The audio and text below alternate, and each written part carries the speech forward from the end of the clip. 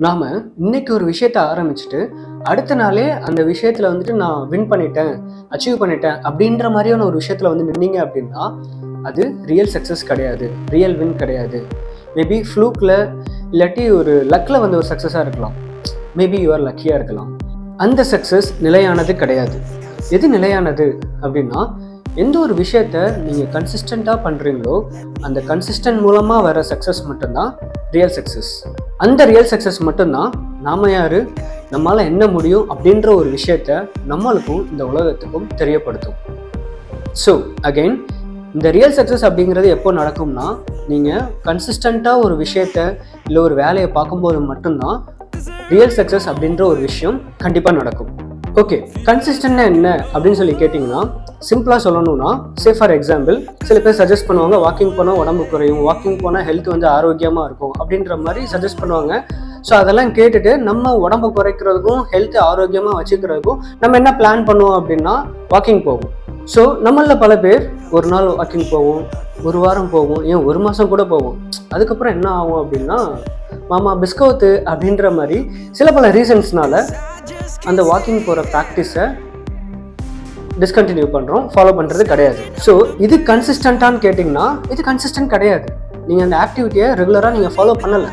So நம்ம walking போகிற ப்ராக்டிஸே எதுக்காக அப்படின்னா உடம்பு குறைக்கணும் அப்படின்னு தான். பட் ஆனால் ஒரு வாரம் வாக்கிங் போனதுக்கப்புறம் உடம்பு குறையலை, ஒரு மாதம் வாக்கிங் போனதுக்கப்புறம் ஹெல்த் வந்து ஆரோக்கியமாக இல்லை அப்படின்ற மாதிரி கம்ப்ளைண்ட் பண்ணுறதெல்லாம் கரெக்டானு கேட்டால் இட்ஸ் நாட் கரெக்டில்.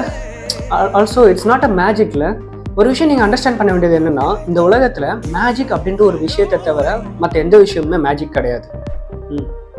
கன்சிஸ்டன்ட் அப்படிங்கிறது ஒரு ஹேபிட், ஒரு ரொட்டீன். உங்கள் கோல் என்னவோ அதுக்காக நீங்கள் பண்ணுற ஒரு ஹோம்ஒர்க், ஒரு ப்ராக்டிஸ், ஒரு எக்ஸ்பெரிமெண்ட் கூட சொல்லலாம். பட் இது எல்லாத்தையும் ஒரு வாரம் பண்ணிவிட்டு ஒரு மாதம் பண்ணிவிட்டு எனக்கு நான் கன்சிஸ்டண்ட்டாக தான் இருந்தேன், ரிசல்ட்ஸ் வரல அப்படின்ற மாதிரி நீங்கள் சொன்னீங்கன்னா அது கரெக்ட் கிடையாது. நீங்கள் ஒரு விஷயத்தை அச்சீவ் பண்ணுற வரைக்கும் இந்த கன்சிஸ்டன்ட் அப்படின்ற ஒரு விஷயம் நம்மளுக்கு தேவை. அச்சீவ் பண்ணதுக்கப்புறமா அந்த அச்சீவ்மெண்ட்டை தக்க வச்சுக்கிறதுக்கும் இந்த கன்சிஸ்டன்ட் அப்படின்ற ஒரு விஷயம் கண்டிப்பாக நம்மளுக்கு தேவை. தக்க வச்சதுக்கப்புறமா அந்த அச்சீவ்மெண்ட்டை இன்னும் கொஞ்சம் நீங்கள் என்ஹான்ஸ் பண்ணணும், இம்ப்ரூவ் பண்ணணும் அப்படின்னா இந்த கன்சிஸ்டன்ட் அப்படின்ற ஒரு விஷயம் கண்டிப்பாக நம்மளுக்கும் நம்ம லைஃபுக்கும் தேவை.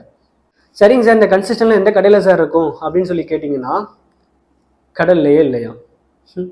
ஓகே, இந்த கன்சிஸ்டன்சி அப்படின்ற ஒரு ஹேபிட்டை நான் ஆரம்பிக்கிறதுக்கும் நான் அந்த ஹேபிட்டை பில்ட் பண்ணுறதுக்கும் நான் தேடி போன இடம், ஆரம்பித்த இடம் எது அப்படின்னு சொல்லி கேட்டிங்கன்னா, என் பேர் சுந்தர்.